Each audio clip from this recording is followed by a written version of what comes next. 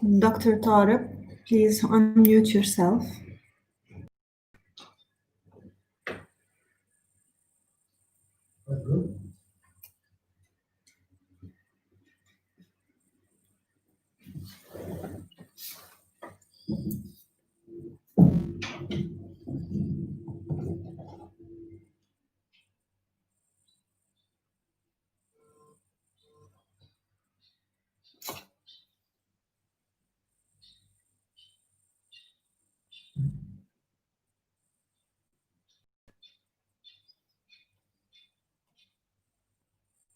Dr. Tarek, we ask you to unmute yourself.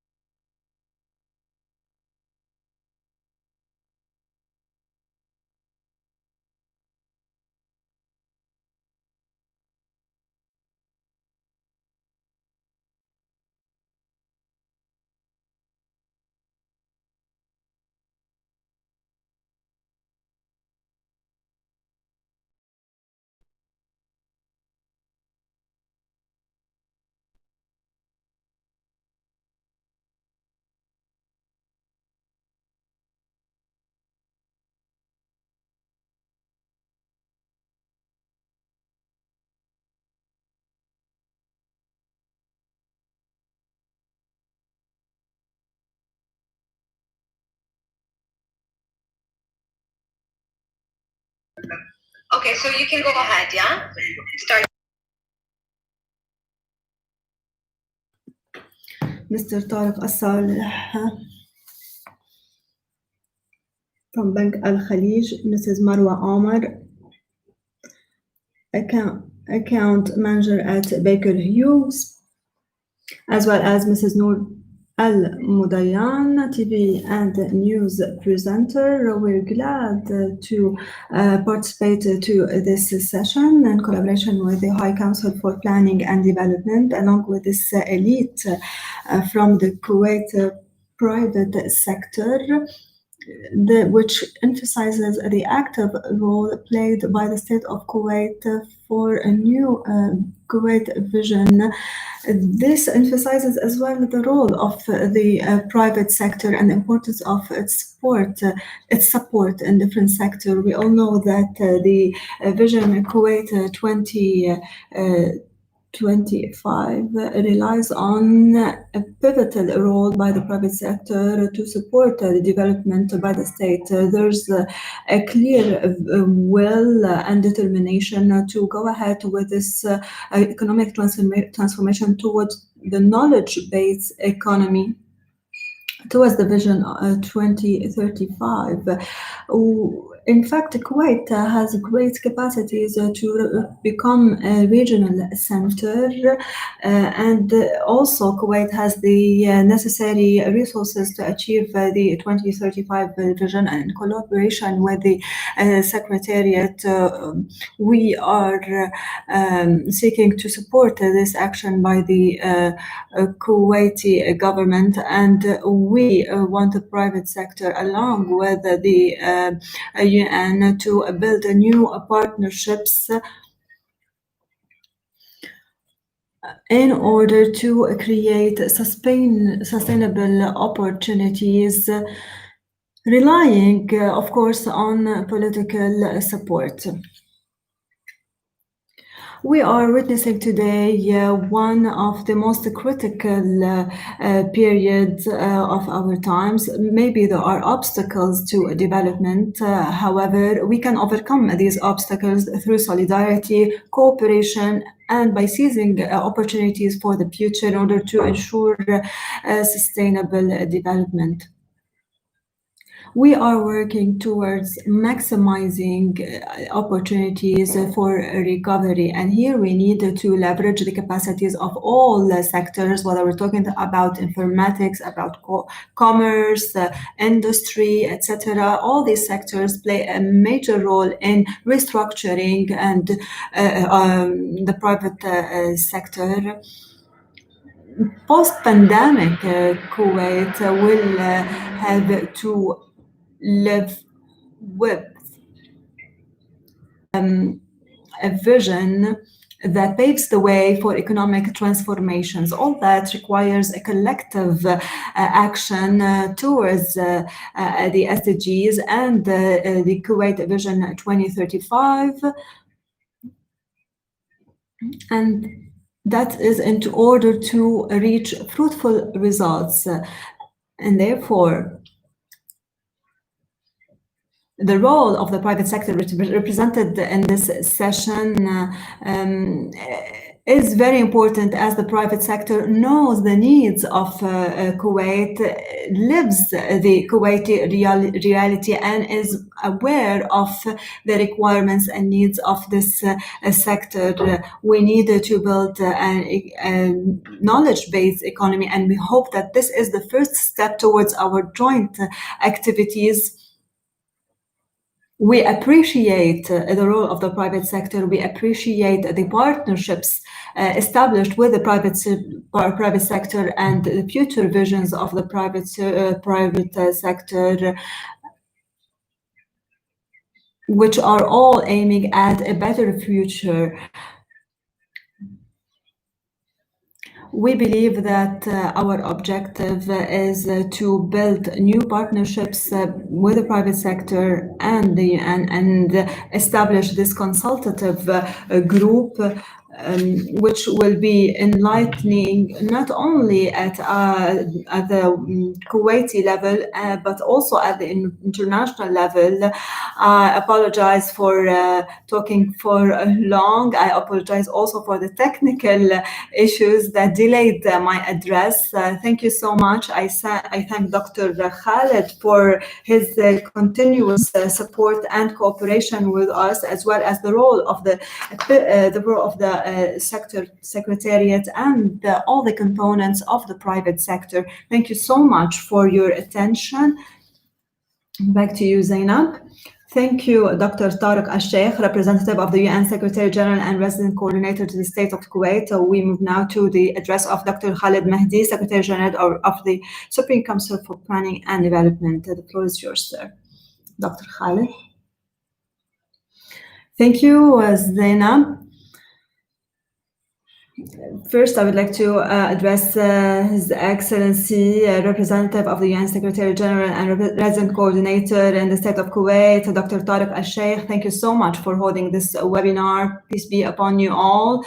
Dear brothers and sisters, I thank you all for being here, for joining us in this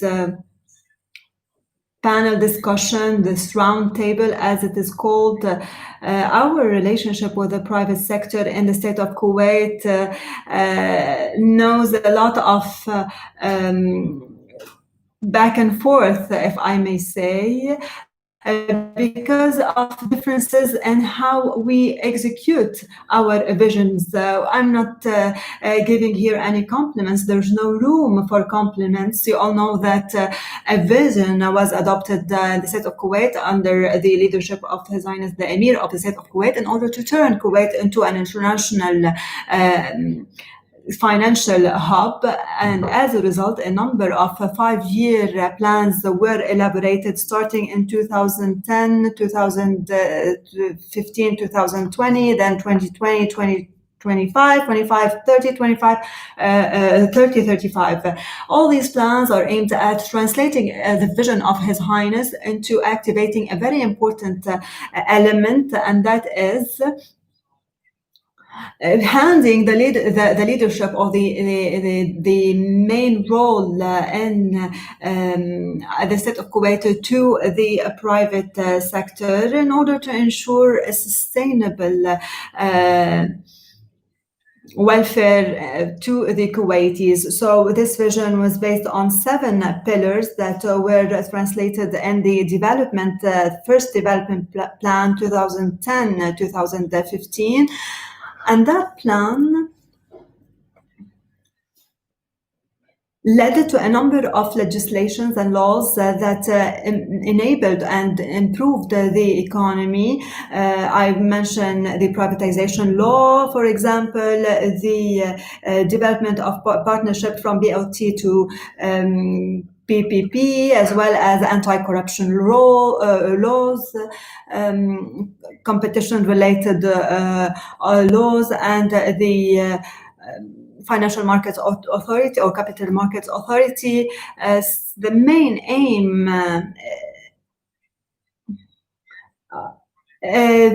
was to build the legal infrastructure that enables the implementation of this vision.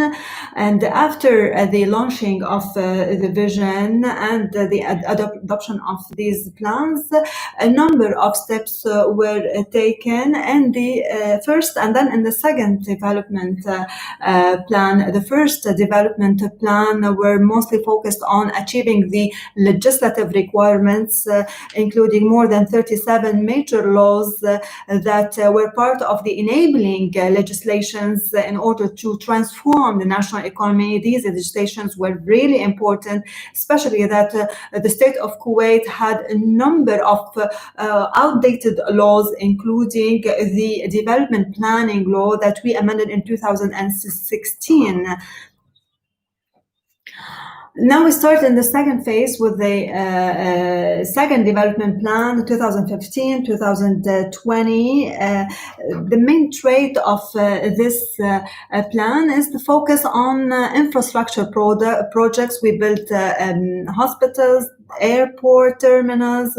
In a number of these projects, we faced challenges in the beginning, and we saw in this plan that it led to a number of projects that were shown in international magazines that talked about Kuwait as a workshop of projects at all levels. Now we move to the other plan, next plan, 2020-2025. You all know that the coronavirus or COVID-19 pandemic led to changes at all levels, including economic shocks resulting from the health-related factors. We are at a crossroads, especially with the negative credit rating. This pushes us more towards reforming the financial system and the state of Kuwait, which is part of the development plan. And that's why we have the third development plan that focuses on partnership with the private sector. And that's what I would like to focus on in my address. Partnership with the private sector. We will spare no efforts in order to improve the business environment, in order to enable the private sector, promote the local content in the oil sector, boosting partnerships. And here we're not talking about partnerships as in the private sector as a tender or a bidder, but rather as a partner. In 2019 and beginning 2020, we witnessed a number of positive development, including the privatization of is the partnership with the citizen.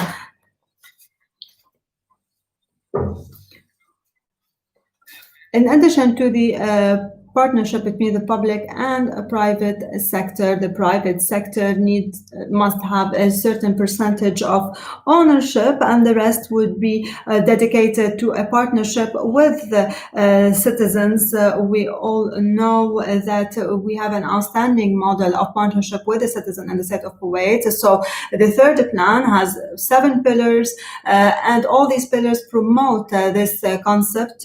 We held meetings with the private sector, with the civil society, international organizations. We had discussions with social and cultural entities, with different partners that launched a number of initiatives, and we have identified around 200 challenges that needed to be addressed, and public policies were developed to address these challenges, including 50 focused policies. The most important program that leads the third the project of reinforcement of the North region, as well as the integration of citizens in possession or in addition to promoting the environmental aspects and changing the idea or the concept of housing sponsorship. We add to all this that we open up the door or allowed the further opportunity to the private sector to get engaged in the project, while the public sector will be playing the role of supervisor, the role of oversight. This is an overview of the different development plans aiming at implementing this vision. We have a general vision which we strive to execute. Of course, the language it's used between the private by the private sector and the public sector might have certain differences, and we are seeking to eliminate these differences to speak the same language. I thank Dr. Tariq Al-Sheikh for organizing this webinar in time of physical social distancing. We are further distanced physically, however, we are closer through electronic platform, which is part of the state policy towards electronic transformation. I never thought that electronic or digital transformation would happen that fast. We wouldn't say that we thank coronavirus for that, but now this digital transformation is a reality. I thank you all for this invitation. I would like to add one idea. Along with Manaf Al-Nafi, we have to leave you at 5:30 due to a commitment with or to another meeting. Thank you, Doctor, says Dr. Tariq. Zainab, we thank Dr. Khalid Al-Mahdi, Secretary General of the Supreme Council for Planning and Development. And now I would like to introduce Mrs. Noor Al-Mudjan, who will be the moderator of this webinar. I ask all the other participants to turn off their cameras to improve our connection.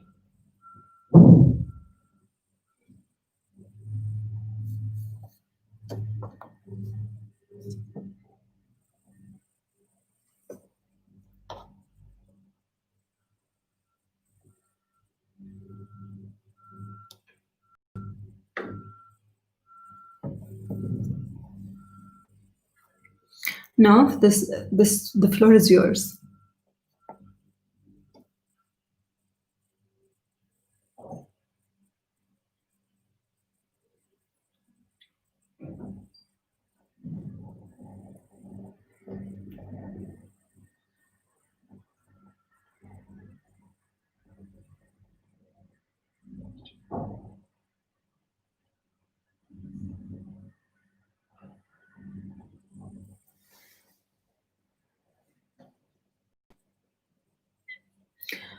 I would like to welcome everyone.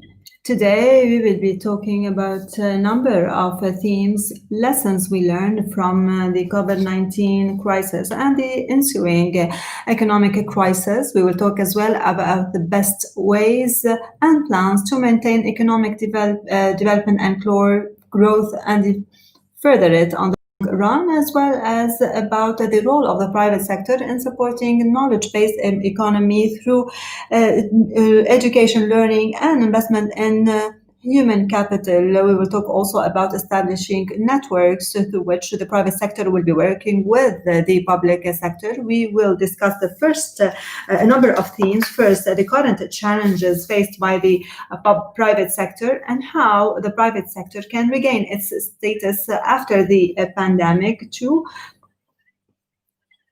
developing an innovation-based economy that relies on multi-partite partnership, and then we will talk about partnerships for a flexible future. The aim or the outcomes are as follows: establish a local consultative network of private and public sector, engage with key partners in series of dialogue to support the private sector needs, as well as discuss future plans in this regard. I would like to remind you all that the English translation is provided. The link is available on the page, and you can also ask your questions, which we will respond to at the end in the last 30 minutes of this webinar. We start with the first part. Mr. Qais Al-Ghanem will be talking about the challenges faced by the private sector during the COVID-19 pandemic and the resulting economic crisis.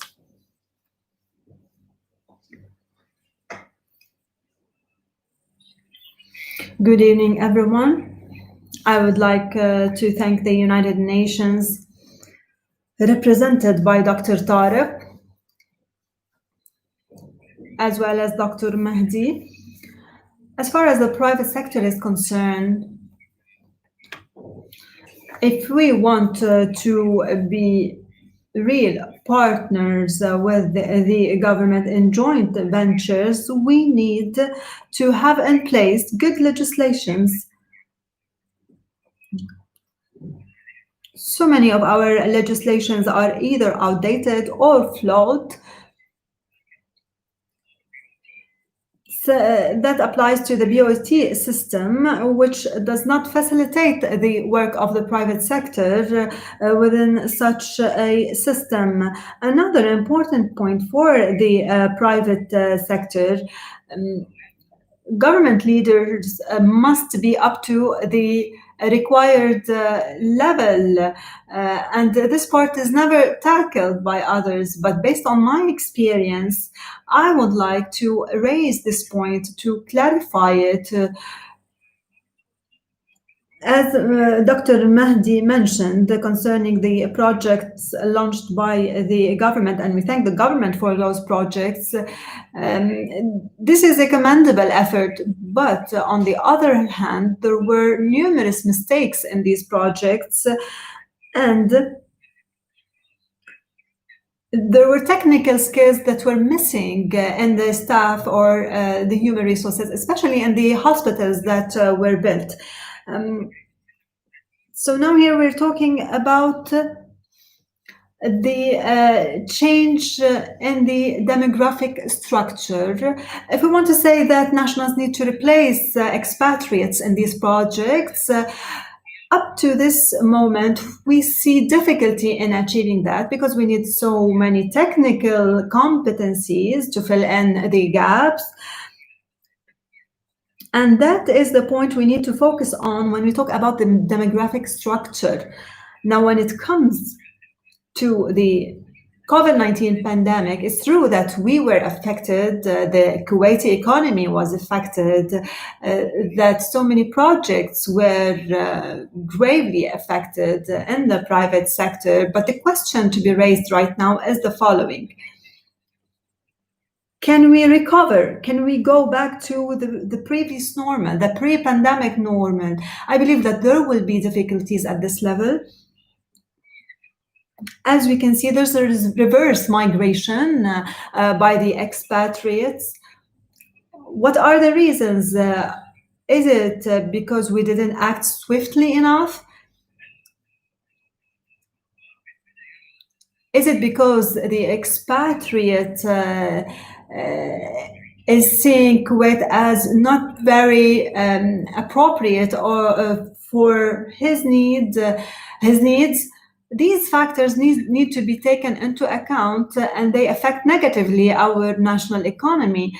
In the state of Kuwait, we have an economy that is built or that relies on oil revenues. And with this fall or plunge in oil prices and the resulting impact on our budget or projects, so we will be affected, our development will be affected.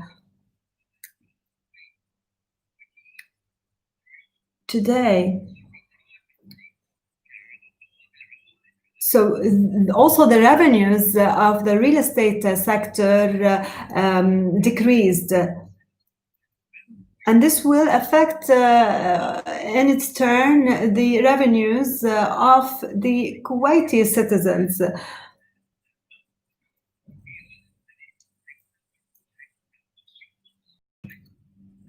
Also, we will face difficulties and problems at the consumer side. Maybe some Kuwaitis have their own vision regarding the reduction in the numbers of expatriates. I'm of those who say that we need to think thoroughly about this. We started with chaotic decisions in the 80s, and we took so many decisions of this kind, and we do not want to maintain this trend. We need to build our decisions on studies.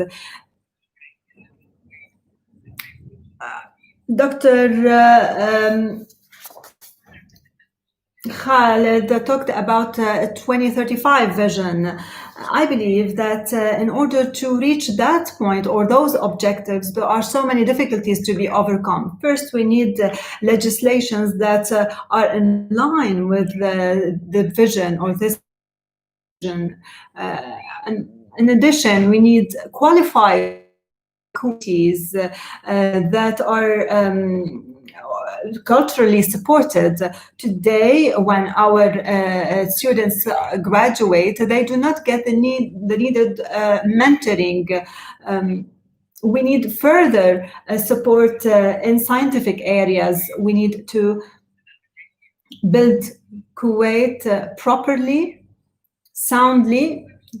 When it comes to scientific areas, there's another point that was mentioned by Dr. Mahdi. The northern area or region was ignored in the past, neglected in the past.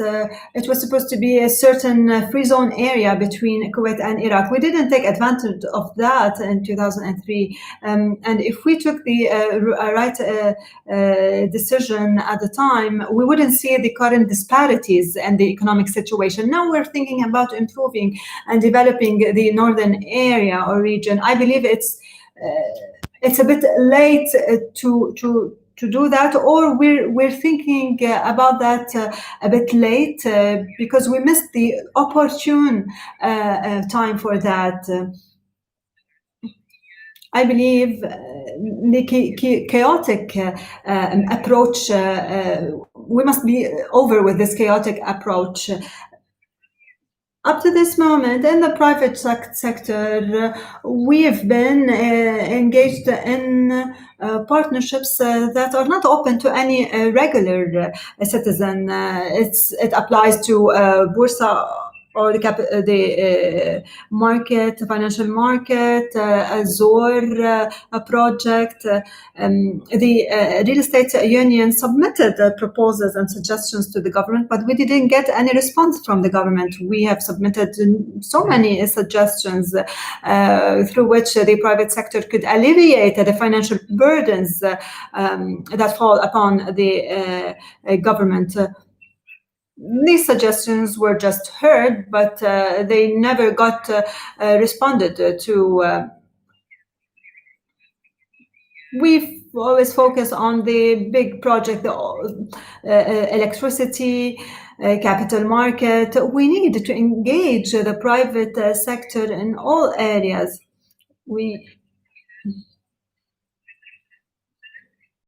That way we can say that we will build a new economy, we will build a new phase, a 2035 phase, and at that time people will trust that we will do so because they would see that on the ground being implemented. We want to encourage our youth in small and medium enterprises, and that is very good. It's very good, but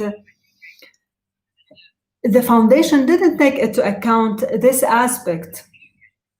All this should be in our legislations. We should also educate our people on that. It's not only about money and financial resources. Other aspects should have been taken into account so that our youth take advantage from the resources, and on the other hand, the government will also benefit from that. So in our vision, we focus on certain aspects and neglect other aspects, and plans which were supposed to be successful by a 2 billion budget,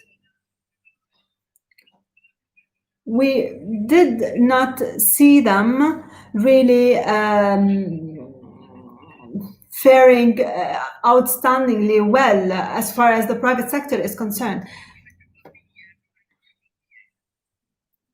Also, we lack the needed transparency. Maybe the private sector is mostly negative in its rhetoric and not so positive. The reason is that we are not seeing any flawed legislations being reformed, being improved.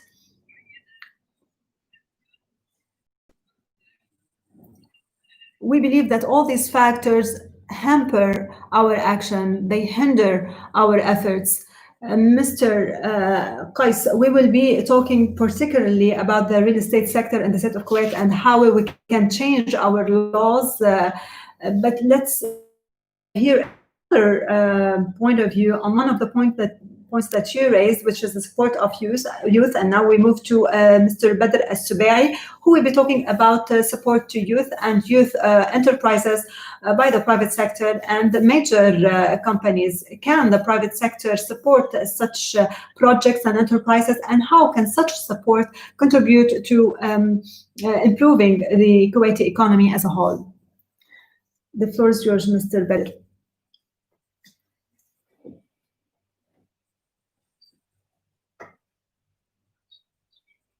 Can you hear me? Yes. I'm not very techy. Thank you, Mrs. Nov, for mentioning the youth sector and considering me part of this category, although I'm the same age as Mr. Qais. I thank all the previous speakers, and I thank also Mr. Qais, who in 10 minutes tried to diagnose the crisis that the private sector is suffering from. Of course, we're talking about long years, and we're not only talking about this year.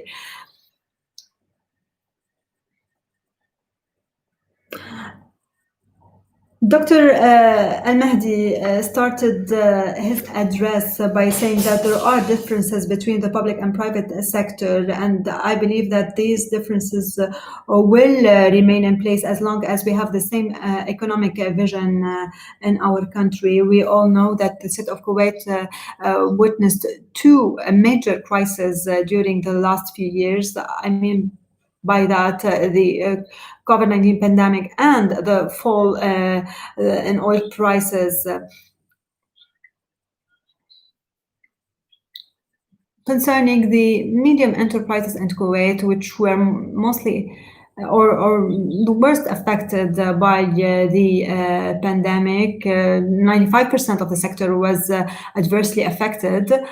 Let's first talk about small and medium enterprises. These are the enterprises with a capital of less than $500,000, with a certain number of staff.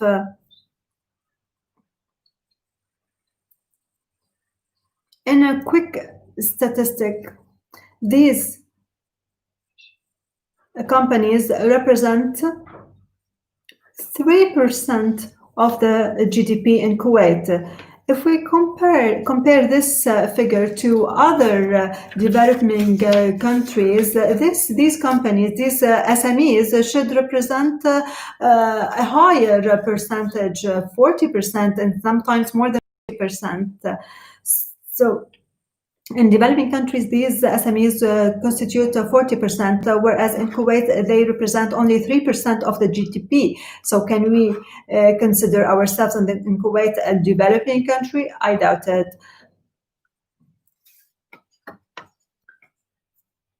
The public sector, the government, is the entity or the party that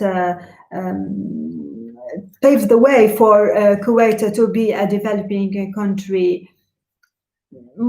Our previous speaker mentioned the future plans and what we are aiming for in Kuwait and the great efforts that are being deployed. However, these plans need the executors. Kuwait is the only country in the world that does not have a Minister of Economy that is specialized in following up on the Kuwaiti economy. We have a Minister of State for Economic Affairs. So how can we deal with all these economic aspects? Consequently, we can say that Kuwait is a rhetorical country. We speak so much, we focus on the talk, but we do not work effectively on projects, on laws that encourage investments. We lack these laws. The main mirror that reflects the economy of any country is the capital market. The stock exchange in Kuwait could not recover to the 50% of the pre-crisis level compared to other stock exchange markets who could do that and are doing very well. And the problem is that Kuwait is not or did not develop any plans to support SMEs. So in the stock exchange in Kuwait, we are still a long way away from our recovery.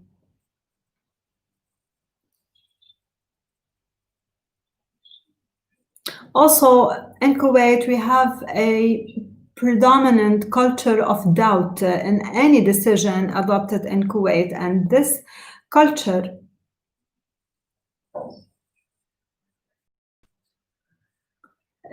has led to the establishment of a numerous entity, Nazaha, competition authority, etc. All these entities have been established to control corruption in the state of Kuwait.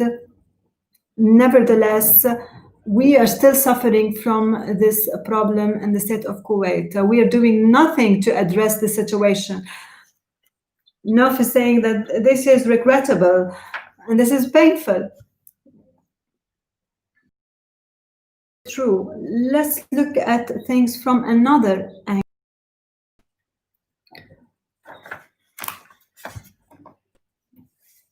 We all know that the mirror of any country is the educational system.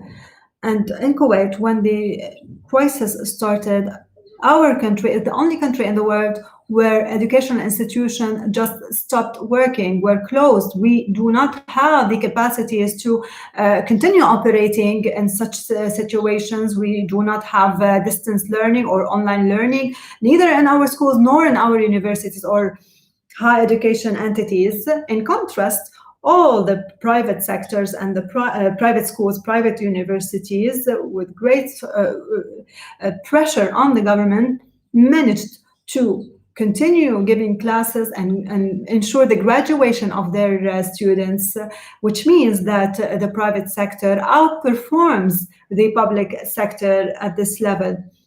That's true, says Nof. And it would be better if the private sector intervenes to support the education sector and the state Kuwait. And we'll be talking about this in detail. Mr. Badr.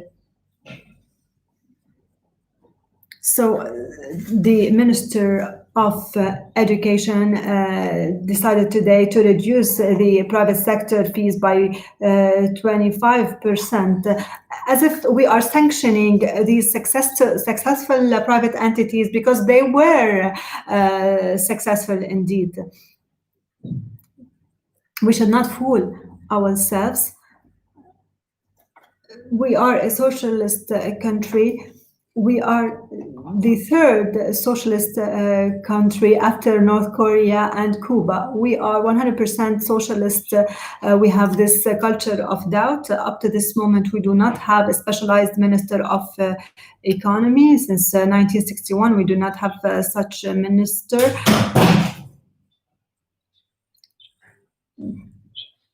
Thank you so much, Mrs. Nof. I thank all the attendees. Thank you, Dr. Badr, for your intervention. And we hope that the future will be better than our present. And now we will move to Mr. Manaf, who just mentioned that he has another commitment and he will have to leave us earlier. Mr. Manaf, in your address, you will be talking about the health system. The health system in Kuwait suffered as a result of the pandemic. There was great pressure on the public sector to provide healthcare, equipment, medications, etc. Can the private sector support the health sector in the state of Kuwait in prevention to any other pandemic or epidemic? Thank you so much. Good evening, everyone. Mrs. Nof, I'm Director General of the National Fund for Small and Medium Enterprise Development. I'm not specialized in the health sector. We're talking here, Nof says, we're talking here with you as leaders in the private sector about cooperation between the private and public sector for a future Kuwait. We're talking about a possible support by the private sector to areas and sectors that have drained the resources of the government. So based on your experience, we would like to explore how these different health, education, youth sectors can be supported by the private sector. If you have an opinion on that, we are eager to listen to it. You are a citizen. You lived the corona crisis and you witnessed what happened in this sector. I would like to talk about the aspect that is related to SMEs in this vital sector. In the National Fund, we are keen on, during the crisis, we have witnessed that so many needs of the government were satisfied by external resources. So what we decided to do is to move the provision of these needs to the interior. So we supported these entities that can ensure the production with financial resources in order to transform certain factories to factories that can fulfill the health related needs.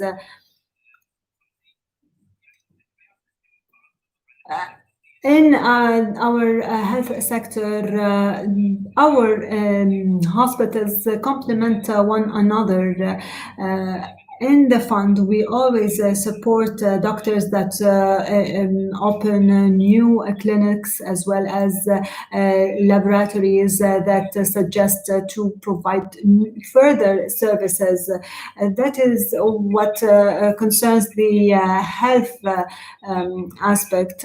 Now, concerning the challenges that we are facing, and I would like to mention one point about the role of the National Fund. I always like to be optimistic. If I'm not so, I cannot even go to work in the morning. I'm very optimistic about the role of the National Fund in the future for a number of reasons. I strongly believe that the public-private cooperation is essential in building the entrepreneurial sector in the state of Kuwait. Yesterday, we signed a memorandum of understanding with Agility. Agility is known for its logistics services at the international level. They have offered an initiative to create the digital shop for entrepreneurs, helping them to move from the shops in places that were under partial or complete or full lockdown, and provide them with a 6-month subscription or service to establish an electronic shop for those businesses. And those who are registered at the National Fund can or are eligible for these services. This is a very important aspect related to corporate social responsibility. These initiatives will create future prospects for clients for these enterprises. Of course, Agility will take advantage from a project that will grow and will require further services.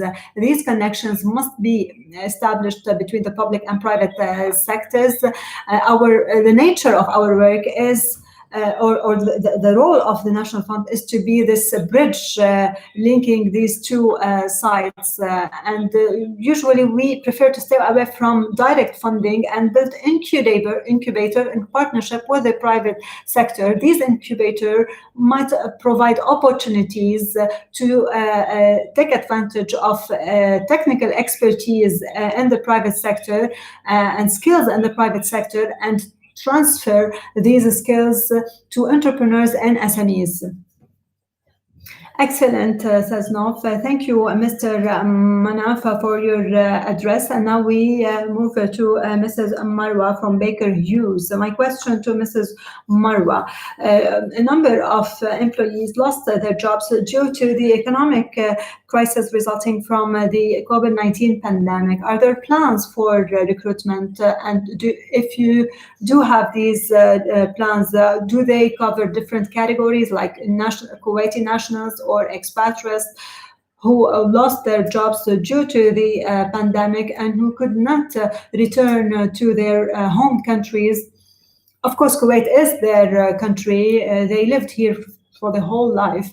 But another question is, whenever recruitment and plans and opportunities are available, do you seek gender equality in these plans? Do you offer the same number of job opportunities to men and women? Mrs. Marwa, I'm honored to be with you, and I thank the United Nations for having organized this webinar. There's no doubt that we've never witnessed such a situation in the past. As you said, we are in an unprecedented situation.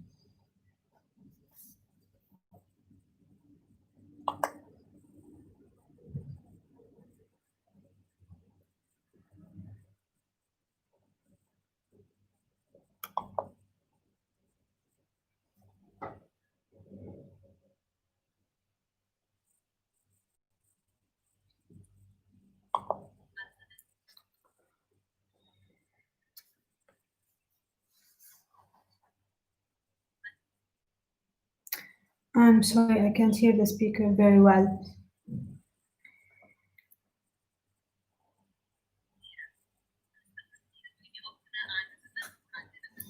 Of course, we should always be optimistic. We should know that the state of Kuwait is a state that relies on oil. But we need to have the opportunity to invest in other sectors. However, oil remains one of the main source of income in Kuwait, in the Gulf, and in the Arab. We had, unfortunately, to let go of certain cadres.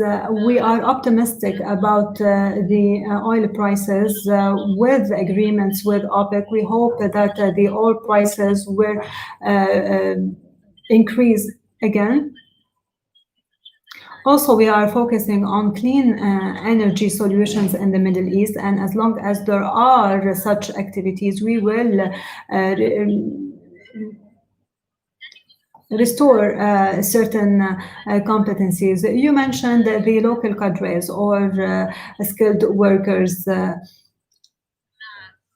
Of course, these are essential workers. In line with the 2035 vision, we are focusing on national staff, and our aim is to have national staff in charge of the situation by 2035. We have Kuwaiti cadres, technical cadres, and they are a source of honor to us. They represent us abroad, and they honor Kuwait and the Kuwaitis.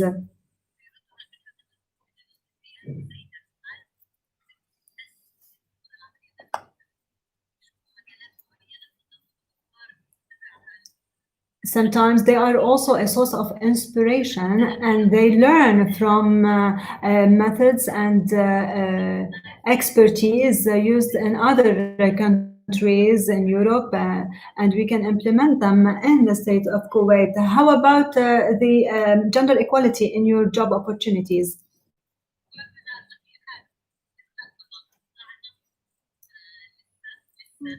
Of course, there's a great room in the oil sector to work on gender equality.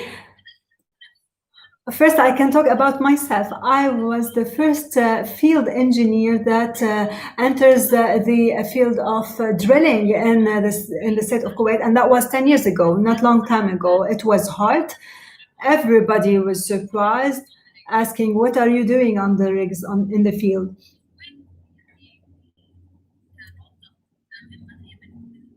It's important to point out that Kuwait was one of the first countries who led down equality between men and women in oil companies. Most of oil companies seek equality between men and women, not only in an administrative position, but also in field and technical positions. Because no one can reach an administrative position if they do not have the necessary technical background. So, as I said, there's still room for improvement. However, on average, we have 10 to 20% men, or 20% of our staff are women. We need to change the culture itself.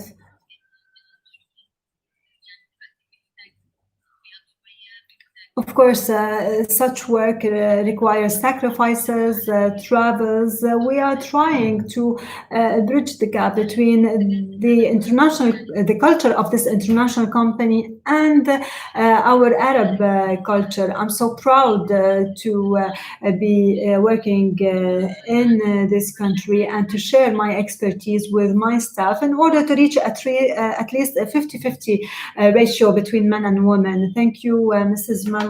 We will return to you to talk about the SDGs.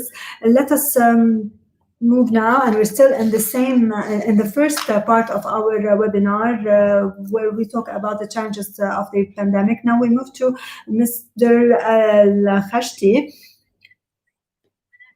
Mr. Walid Al-Khashti, who will talk about this pandemic. Of course, work from home reduced traffic. However, so many people complained about working from home during the partial and full lockdown, and that applies to everyone around the world. And the reason is the absence of clear working hours, as it is the case in the office, which means that the employee works non-stop at home. First, did you think about maintaining this trend of working from home as international companies and banks decided in UK and the United States, which requires new rules and regulations to working from home? We're talking about an idea which, if raised in the past, could have been seen as trivial or very far-fetched. But what do you think about it right now? Can you hear me? In the name of God, the merciful. Mr. Walid Al talking.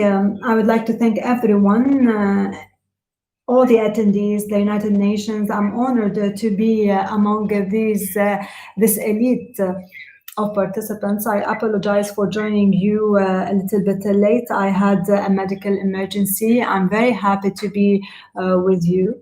I apologize for arriving a bit late. I'm honored to be here on behalf of Zain. Kuwait. Of course, Zain is a pioneering company in the digital transformation. We started it a long time ago. And as you said, this moves us to the ideas of e-learning, e-meeting, and all those actions and activities that happen online. We have witnessed recently how the use of Zoom boomed, as well as Microsoft Teams and other applications that were not known to so many people and have become famous because of this pandemic. These technologies have been developed and everyone is using them. As you mentioned, international companies, universal companies decided to maintain the working from home decision. Even companies like Google decided to adopt this practice forever, if I may say. Other companies also stated that working from home will be here to stay. Then worked or then employees worked from home when this pandemic started. We were keen on keeping our staff at home.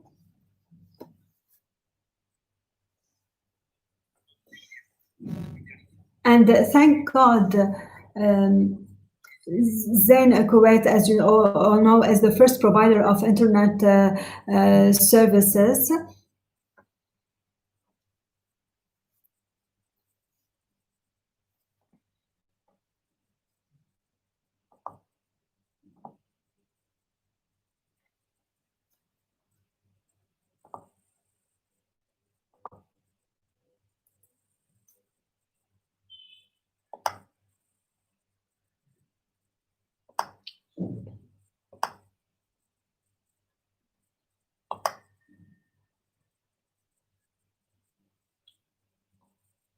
I apologize. I can't hear the speaker very well.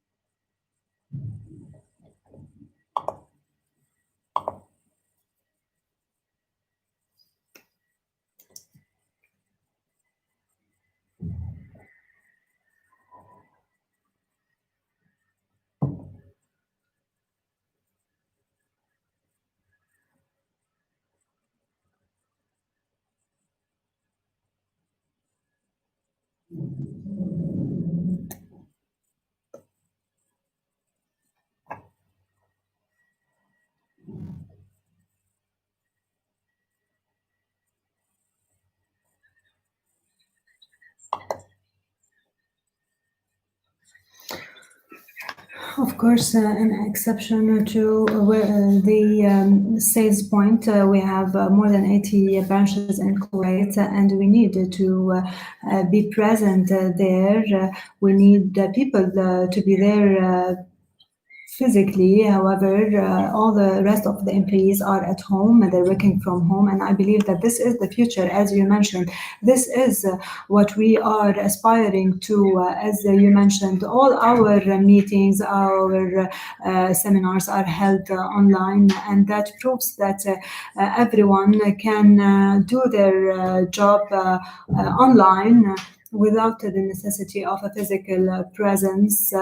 Our previous speakers mentioned the cooperation with the public sector, and we are doing so with the Ministry of Education and the ICT authority. We are keen on ensuring cooperation in distance learning. We are a pioneering company in the technology field and the communication fields, and we are keen on collaborating with the Ministry of Education to provide anything that assists the distance learning trend. We have so many capacities that can be put at the service of private and public entities. So, yes, go ahead, Mr. Walid. We hope that this pandemic will end soon and we will be able to meet face to face very soon. However, we must keep working at home, maintaining this distance. And for the rest of the year, there will be a good number of people working from home and servicing people from home. Mr. Al-Khashti, you raised a point that we were supposed to talk about in the next part of our webinar. We thank you for raising this point. We thank you for your comment, and we will be back to you. Another point in the first of this webinar, Mr. Tariq, we mentioned about different sectors grappling with this pandemic. Now, the vulnerable people, building workers,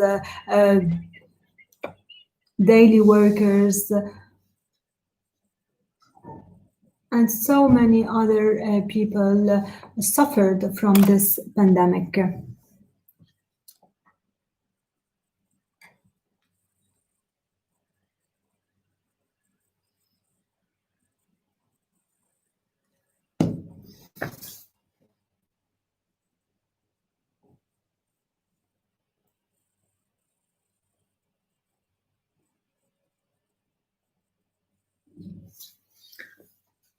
Can you please share with us your take on this, Mr. Tariq?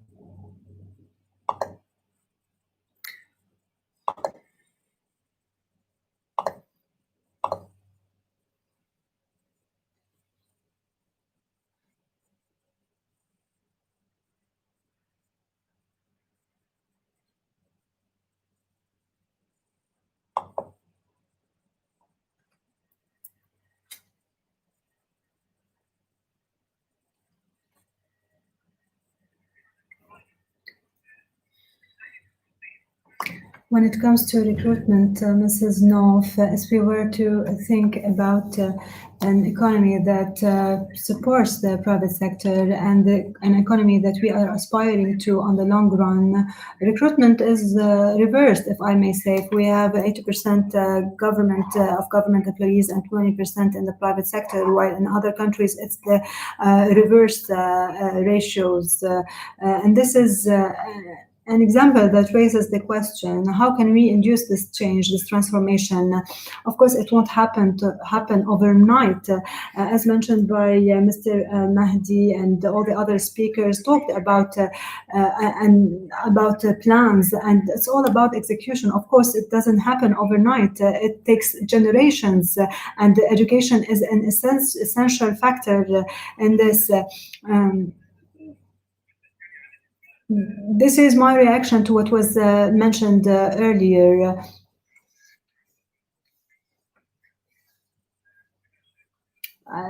As far as the Gulf Bank is concerned and how we are dealing with our staff, and in light of the current crisis,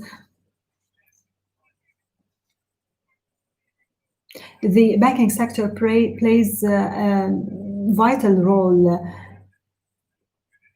Mr. Manaf is here listening, and I would like to say here that the financial or economic package that was decided by the government relies heavily on banks, including small banks. In the beginning, the fund was a part of this equation, and then there was the government support, but banks play a pivotal role since the start of this pandemic. They were there strongly. They played a significant role through mobile banking and call centers, etc. We were active. Even certain branches remained open. They kept operating. As bank and as banking sector as a whole, we leverage national skills, and we focus on developing national competencies among our male and female youth. There was constant communication with all our employees, be them Kuwaitis, Kuwaiti or not. Through our human resources department, we kept checking on them whether they needed anything, and asked whether the bank can do anything to make things better. So I believe all the other companies did the same thing. We have a common joint responsibility. It's our duty to check on our bigger family at work. And this is what we did during this pandemic. Excellent. Thank you, Mr. Tariq Al-Saleh, for your intervention. We will return to Dr. Khalid Al-Mahdi before he heads to his other meeting. We want to hear his comments on the points raised during this first part of the webinar. Dr. Khalid? Welcome back, Dr. Khalid. The floor is yours. Do you have any comments? Dr. Khalid speaking. So many points were raised. In my introduction, I just gave an overview. I didn't go into the details, and the colleagues, brothers and sisters, focused on certain points. When the vision was launched with a development plan, we can say this is the first indicator on the fact that we are facing challenges and difficulties, and the government recognizes that, admits the fact that we are facing challenges, based on which we developed public policies. I don't want to use the language of public policies. Let me talk about operations and execution. We have a problematic at the level of execution. and it's related to our capacities, the size of the public sector. We cannot build an effective and efficient private sector if we do not have an understanding of public sector that's as big as the one we have. A huge public sector hampers our efforts. Maybe we succeeded in certain things and failed in other things. This is only normal in our development plan. We have set international indicators. Companies have recourse to external auditors and internal auditors. In our policies, our external auditor is the international indicators that determine whether we have achieved our goals or not. There are things that we could achieve, others were not implemented, that they require further efforts. I would like to say that we are not very optimistic. We are rather frustrated, but I will not pass these visions to future generations. I will never do that. Simply, there are challenges, there are problems that are faced by our generation and were faced by previous generations, but we will not transfer these frustration to future generations. When it comes to the issues of education, it's clear in our plan. We spend heavily on education, but our outcomes are very humble. The capacities of the public sector are not up to the required level, it was said. I worked in the private sector as well, and there were mediocre capacities. This is only normal. Yes, there might be a stronger accountability in the private sector, and things must be addressed at this level in the public sector. This is true. And under the auspices of Sheikh Nasser, we worked on the restructuring of the public apparatus, on shrinking its size, and we submitted this project to His Highness the Prime Minister. The restructuring of the public sector has the main aim of shrinking the size of this sector. And this is one of the obstacles that we are facing. This public sector must be more agile, more flexible, more understanding of the other sectors in the country. There's private sector, a public sector, and a mixed sector. The public sector must be very understanding of this. And I'm very proud to be collaborating with so many companies, particularly Mr. Al-Khashti, Abu Khalid. We are pushing towards further private sector initiatives. One of the first companies that aligned themselves to our vision is Zain Kuwait. We should not forget that Zain is an offspring of the government. We need to replicate this experience. It was mentioned in the previous plans, and we need to copy this experience. When we talk about the leadership of the private sector, we should talk first about the privatization, which was adopted in 2008 and then in 2009. This project faced so many challenges due to the legislative action. Any state, institutionalized state relies on a clear legal apparatus or legal infrastructure. That is essential. We have a legislative power that adopts laws that allow us to move forward. And this is part of the work dynamics. We cannot say that all this is simple stuff. Of course not.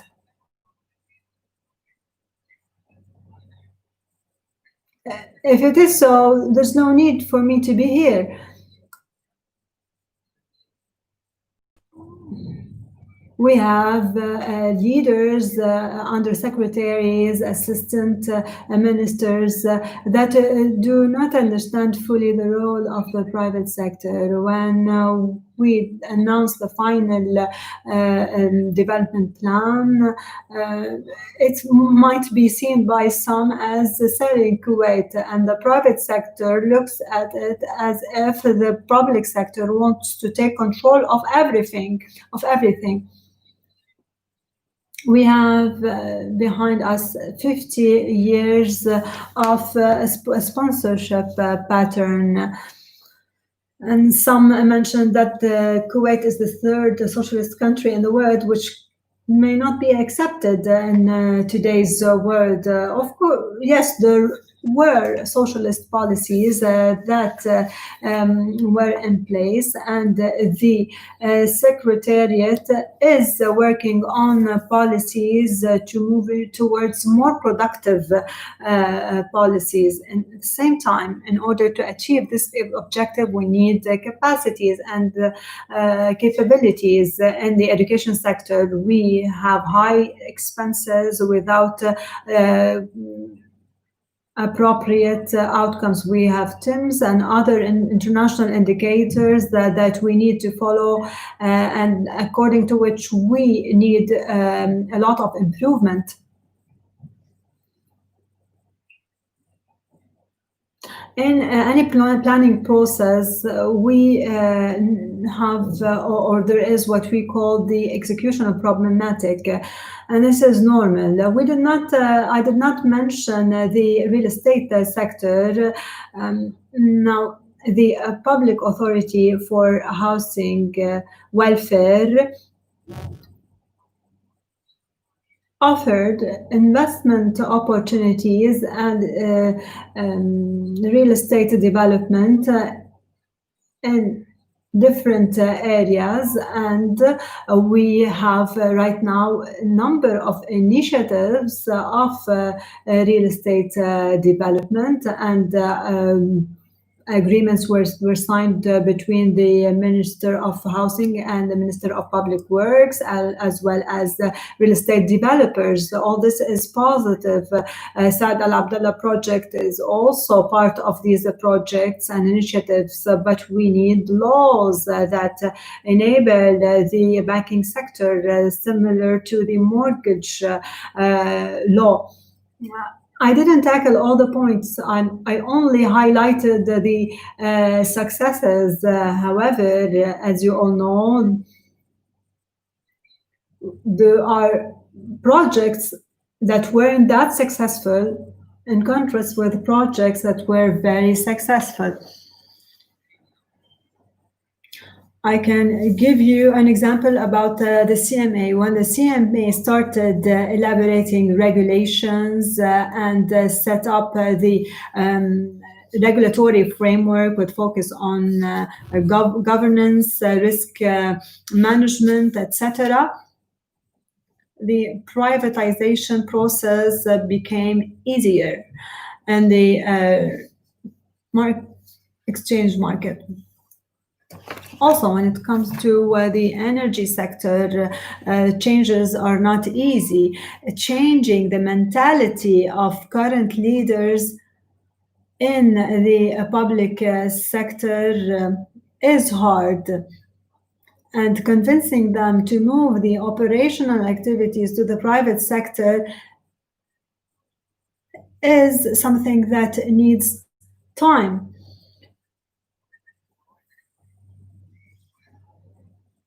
The current government is focusing on this policy, and we will keep focusing on this policy until we succeed.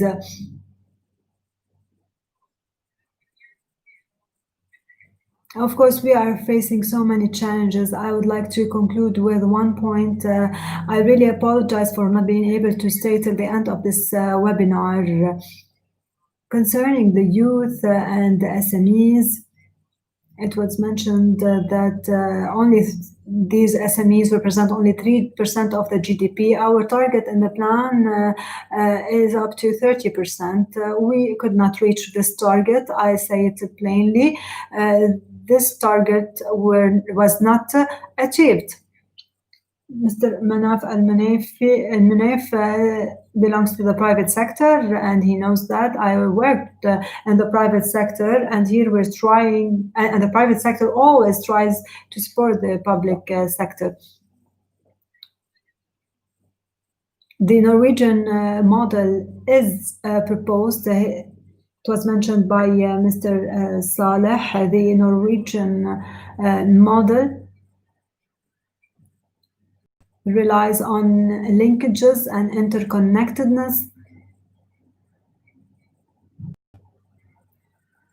We should look into our demographic structure first before implementing any model. We do not look at our demographic structure in terms of Kuwaitis or expats. We look at it from the labor market imbalances.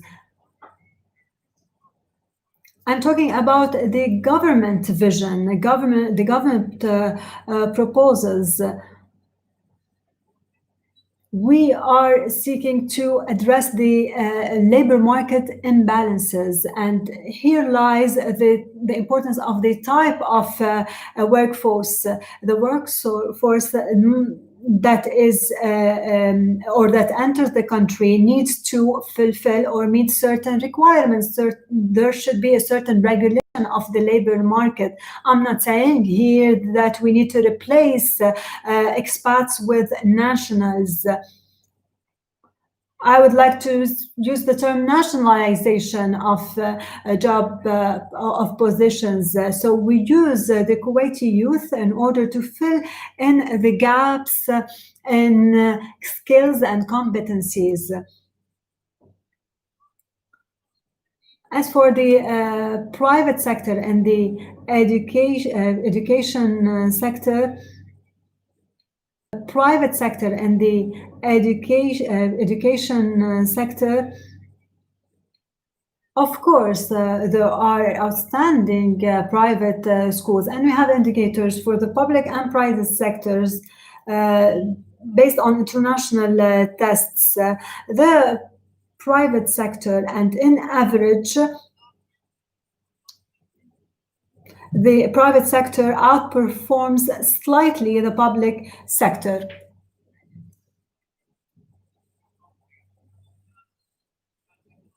In the private sector, we have outliers who are outstanding elements. And this is the difference between the public and private sectors. We're talking about the education sector in general in Kuwait. When it comes to education, we talk about a comprehensive education system, and we need to improve the level of our education graduates in order to meet the requirements of the labor market and nationalize our positions. I tried to cover all the points that were raised, and I apologize for talking so long and not being able to attend the whole webinar.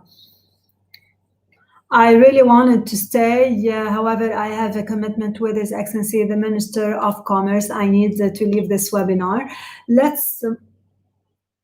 I thank you. I move now to another point. A number of speakers mentioned education and education graduates. We move to the next part of this webinar. We're running out of time. I ask our speakers to be brief in their answers. Mr. Qais Al-Ghanem would like to talk about the support to the private sector and the state of Kuwait by developing techniques, methods, importing equipment to schools and universities, promote innovation and creation so as keep up with other advanced countries? Can we build partnerships that support innovation and education in the state of Kuwait? Mr. Qais, the floor is yours.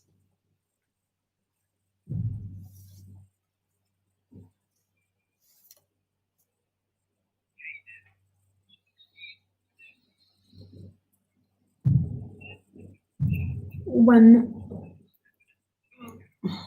the level of public schools is deteriorating, when we witness that, we can see that the private schools came to fill in these gaps, and this happens everywhere around the world.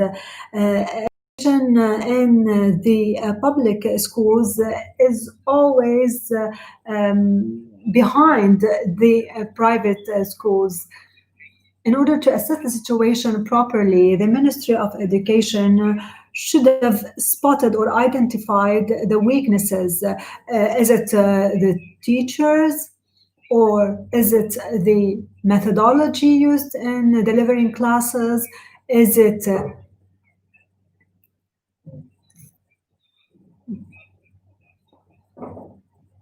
flows, is it related to flows in languages?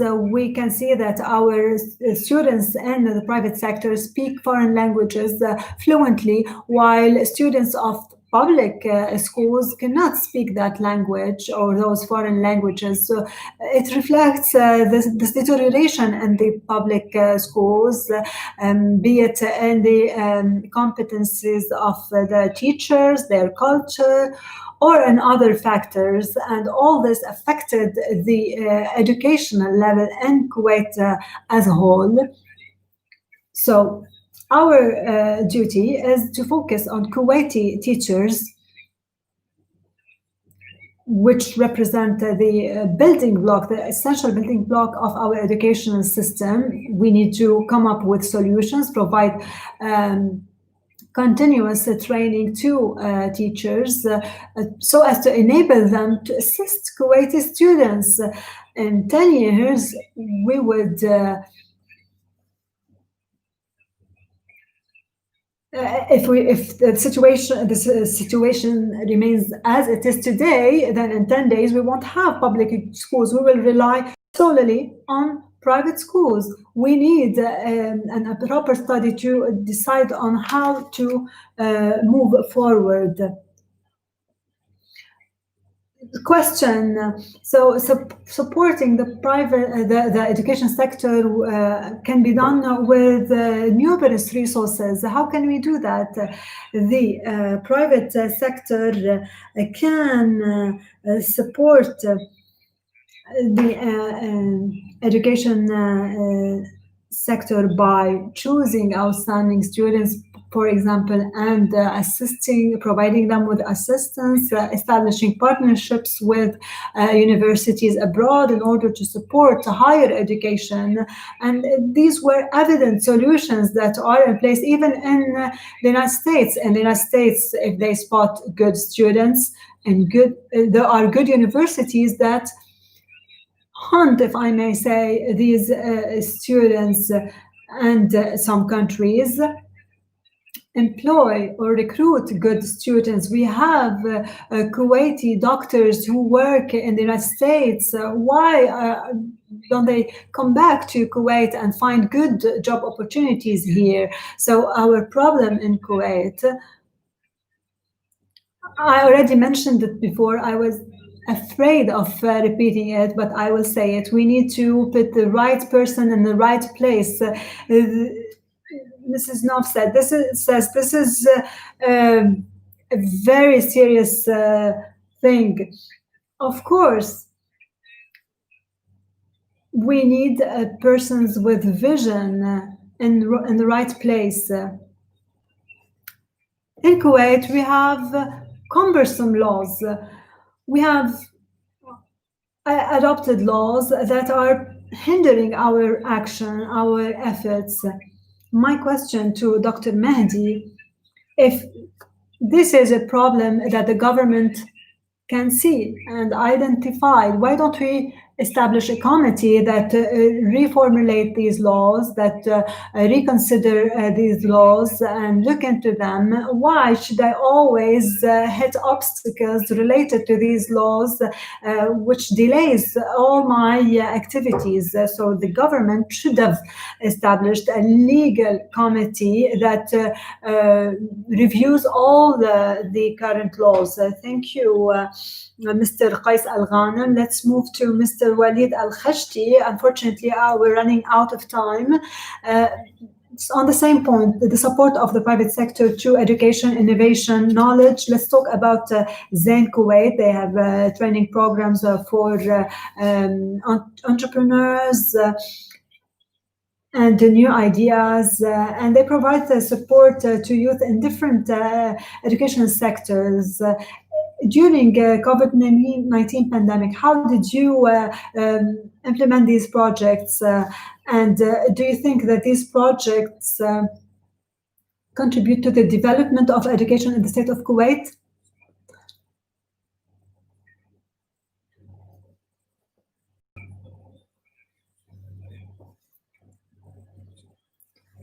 Mr. Walid speaking. I thank all the speakers who took the floor before me. When it comes to distance learning, we have numerous activities. We focus on SMEs and youth. Since 2010, we started supporting youth in small enterprises. We have witnessed that the Kuwaiti youth is full of ambition, of initiatives, particularly on or in scientific areas and in the distance or online education. We train youth and give them the necessary skills to integrate the labor market, the Kuwaiti economy. In 2010, we trained more than 1,500 Kuwaiti young individuals who entered in the Kuwaiti market and small enterprises, and some of them, or we're happy to see that some of them have built important companies. And in the beginning of the COVID-19 pandemic, we worked on a project, an educational project that focuses on online learning. There was an education platform that was ready to be used. We had several meetings that discussed these aspects. And as far as the private sector is concerned, we are keen on supporting youth. We believe that the future is the youth. They incarnate the future, and we should collaborate with them for the sake of our future. We also have numerous initiatives on online education. Mr. Mahdi raised a few points on this.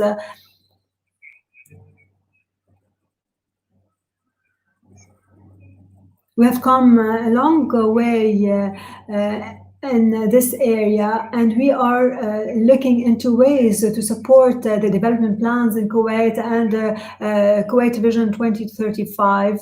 We are working as hard as possible to collaborate with the government, and we focused mainly on the small enterprises and youth.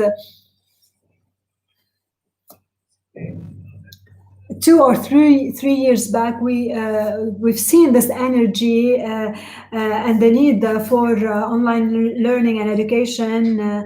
We have platforms and we have numerous solutions that are available and that we can provide to the private sector, to the private schools, as well as the public sector. We hope that we will further this collaboration that started earlier.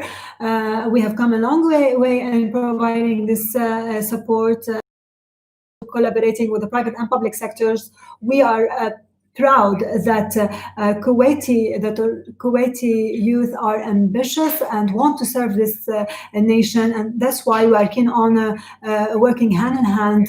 Our doors are open to all Kuwaiti youth who can offer technical ideas for such assistance. We are ready to work with them. Thank you, Mr. Walid, for your attention, keen attention on youth, and we hope that in the future you will give more attention to younger individuals who are in the face of building the foundations. Now we will talk about education as well,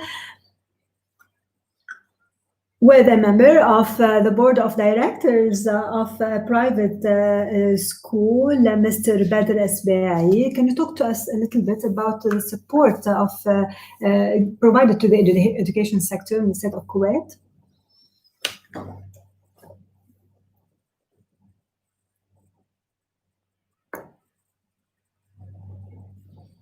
Mr. Badr, can you hear me? Mr. Badr Esbai, are you still with us? It seems that he has a technical issue. Is it clear? Can you hear me well? Says Mr. Esbai.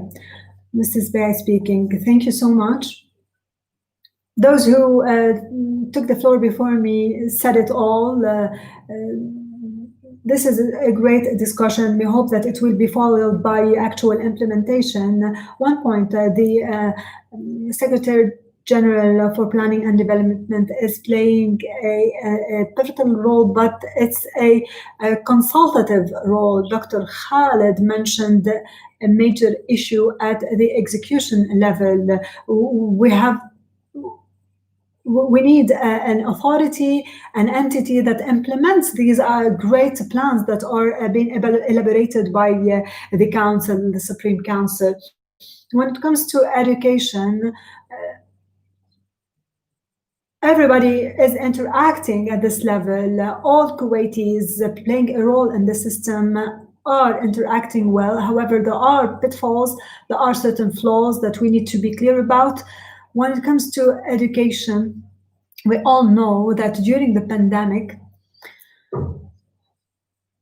private schools managed to offer online learning, online education, while the public schools failed at this compared to public schools in other countries who succeeded in offering education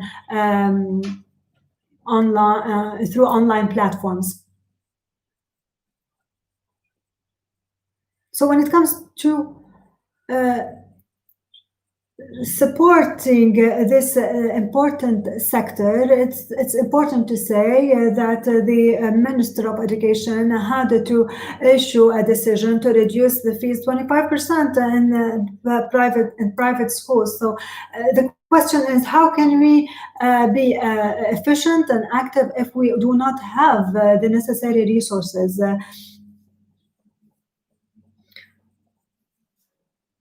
Let us talk about investment. There's the Baker Fair. This is an universal international exhibition that adopts the initiative of young individuals. More than 1,000 Kuwaiti individuals were supported by this exhibition. They submitted their innovations, their creations.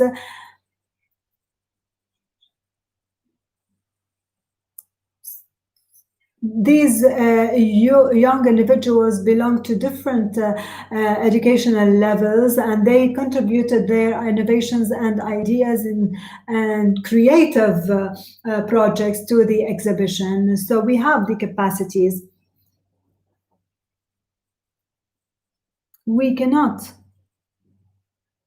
develop if we do not develop our education sector. The government needs to maintain its support to the education sector. If I'm not mistaken, the cost of education in the public sector is 15,000 KD per student.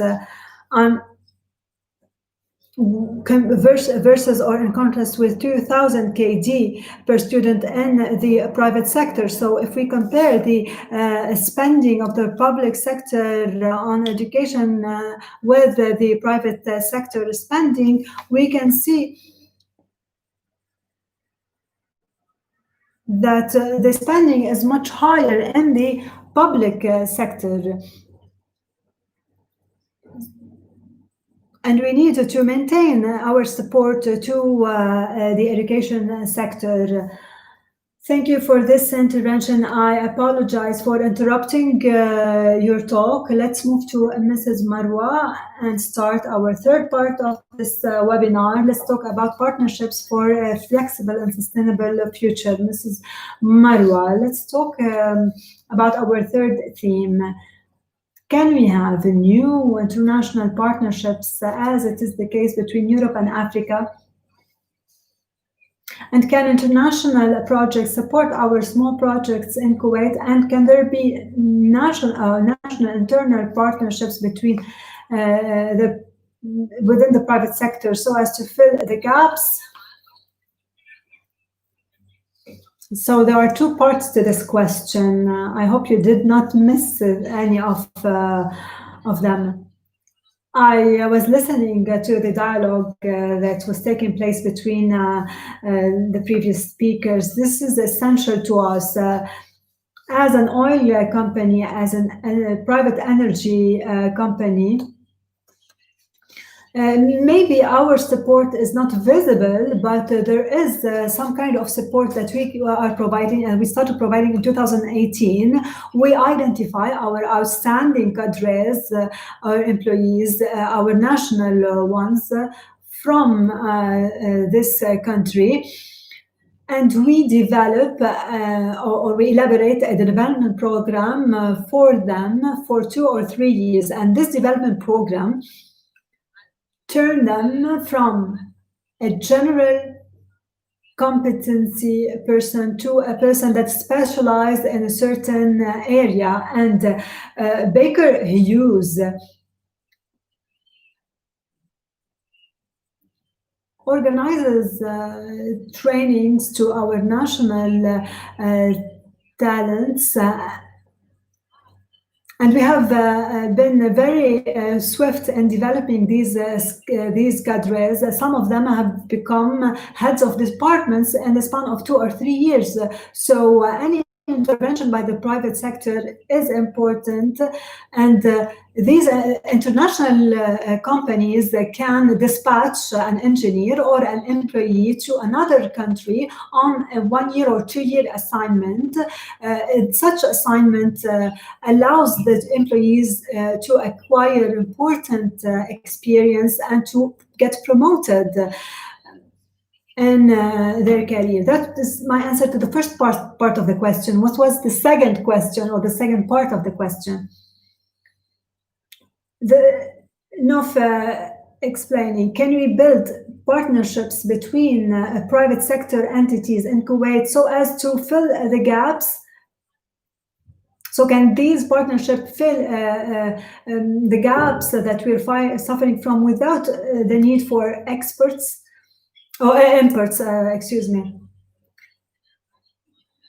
Joint ventures were mentioned in the beginning of this webinar, and we're talking about local partnerships. These partnerships have numerous benefits, especially in the oil sector. Just as you said, we have benefits in terms of imports and exports.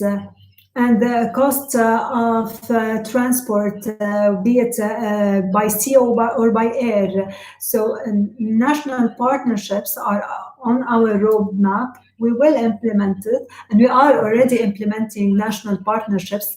Certainly, they require more vigor, more dynamism.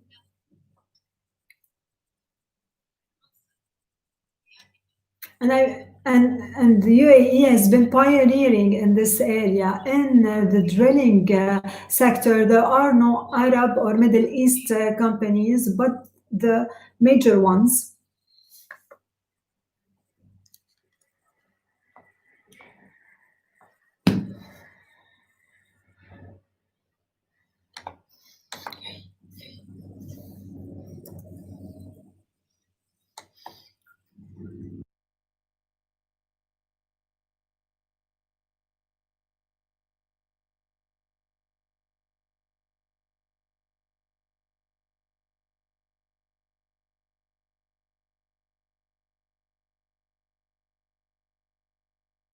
So when it comes to sustainable development,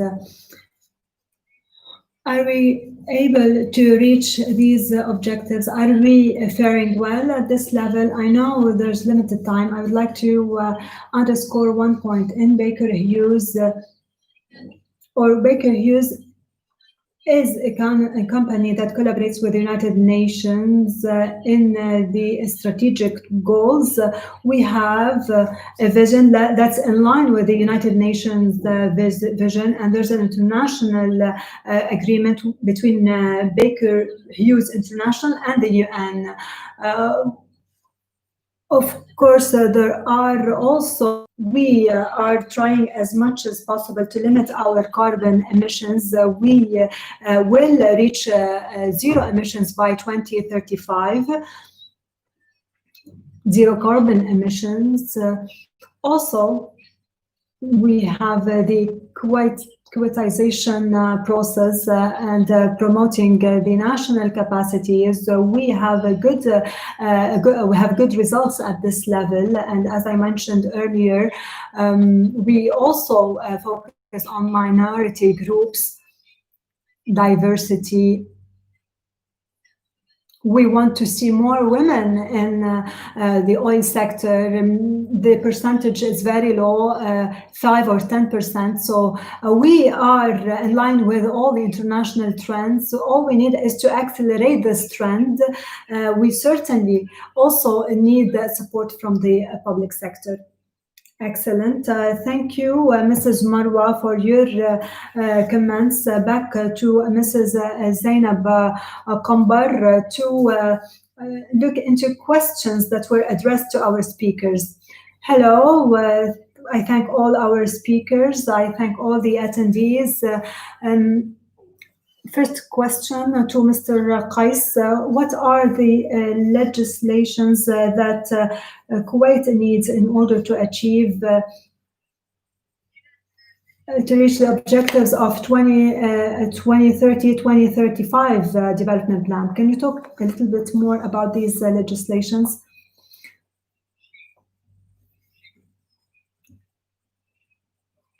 The most important thing that we need right now to overcome the current issues is to establish a legal committee that reviews all the current laws. You heard Dr. Mahdi.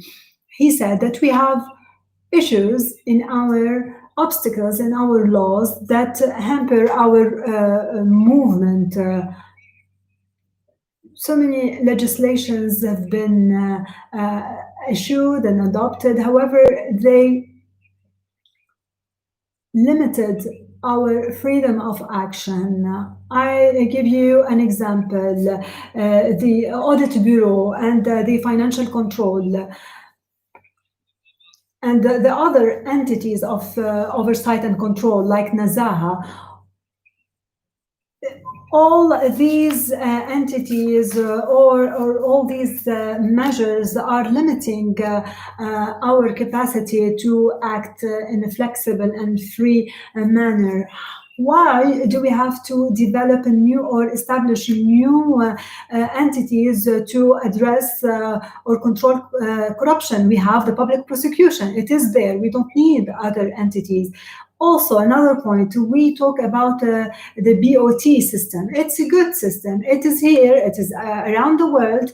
However, when the law was promulgated, it unfortunately includes obstacles. I work in the BOT system, and I face obstacles to my actions. So most importantly today, is not to focus on the rhetoric. We need a committee that reviews all available laws, and if these laws and legislations include any obstacles, either we need to get rid of these obstacles, or we need to or of these laws, or we need to amend them. We need to open the door, open the way for our work. Otherwise, we will remain stuck. This is a very important point. We have young individuals like Dr. Mahdi.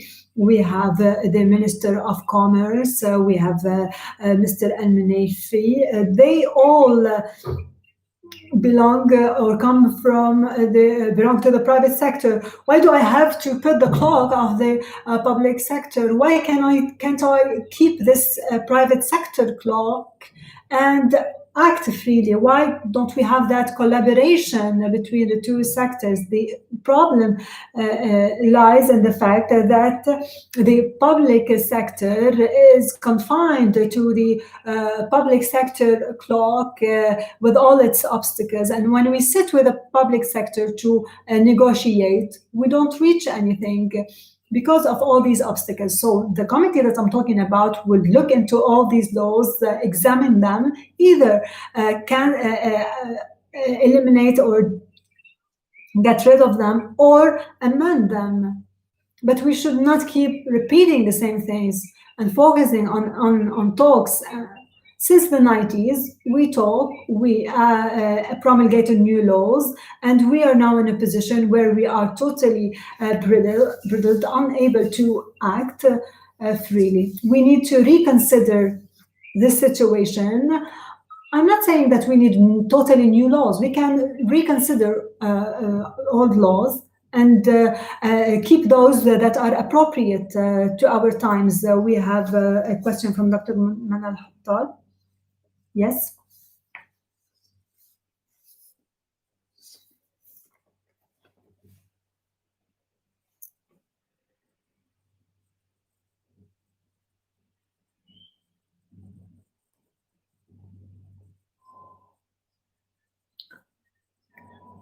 Dr. Manal Hattab is not connected anymore. These were the questions that we have. And now I will move back to Mrs. Noff, who will be concluding today's session, as well as concluding remarks from Dr. Tariq, representative of the UN Secretary General and resident coordinator to the state of Kuwait. Mrs. Noff speaking. I thank all the speakers, all the attendees, and once again, I would like to thank the United Nations for its interest in this topic. Hopefully, we will be working hand in hand in order to ensure the sustainability of our economy in the state of Kuwait and the world. I thank you once again, and now I give the floor to Dr. Tariq Al-Sheikh. Thank you so much, Mrs. Noff. I thank all the speakers for their informative contributions.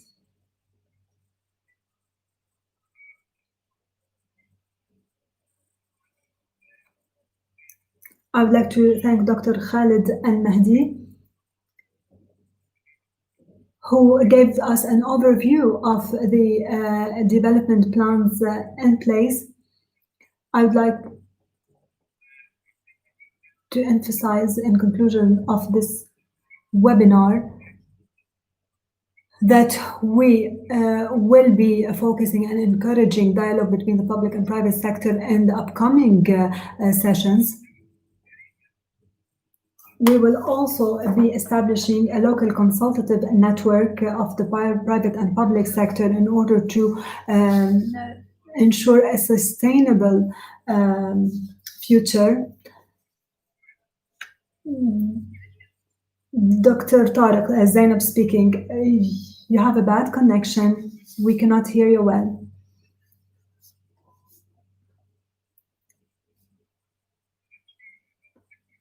Dr. Tariq speaking. I would like to emphasize the necessity to work together.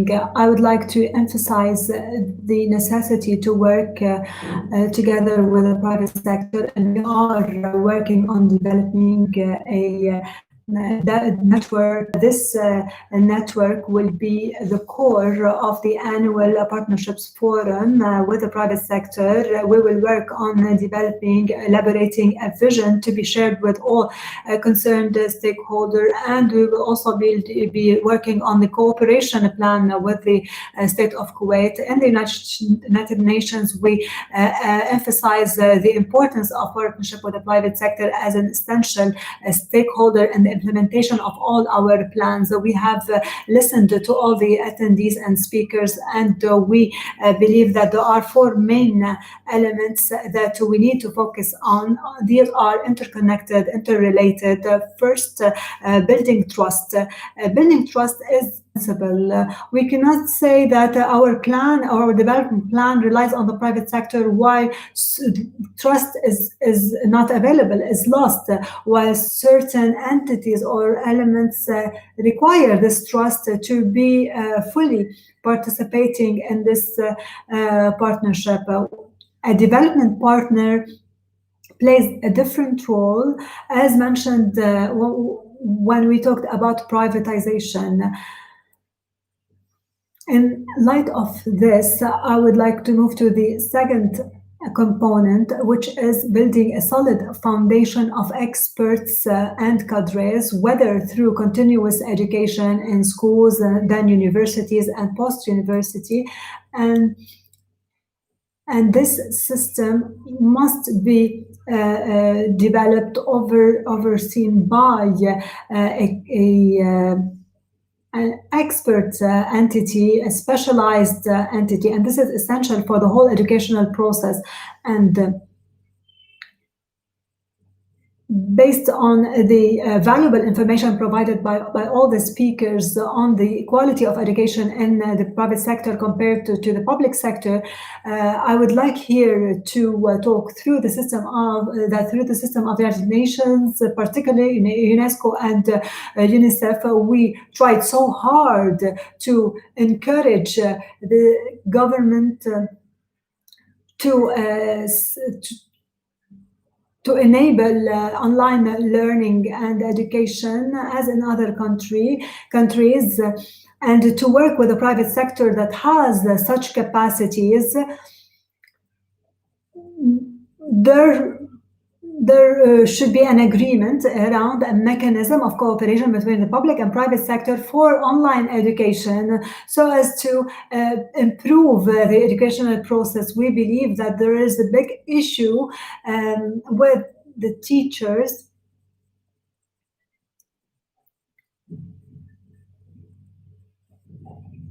and with curricula, particularly in main subject matters such as physics, mathematics, and other scientific subject matters. The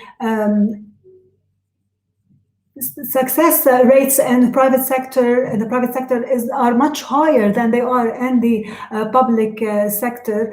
In addition, there are huge expenses on the public education sector, and it is 4 times higher than it is in the private sector.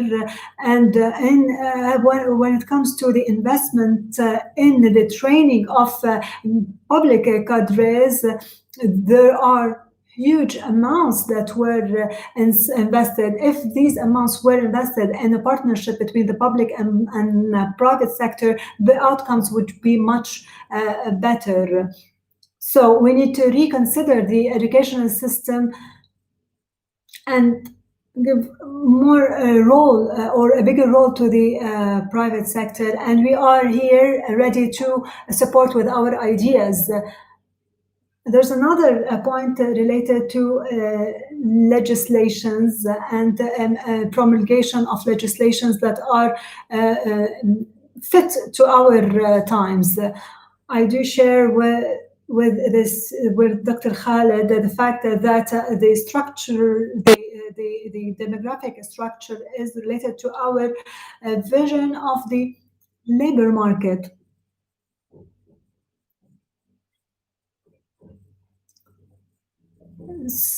Certainly, the artificial intelligence-based economies are totally different than economies that rely on simple sector. Is the forwards the economy towards the adoption of these new technologies. And this should be reflected in the legislation. So the formulation of legislations must engage the private sector as well. There's one last important point. We need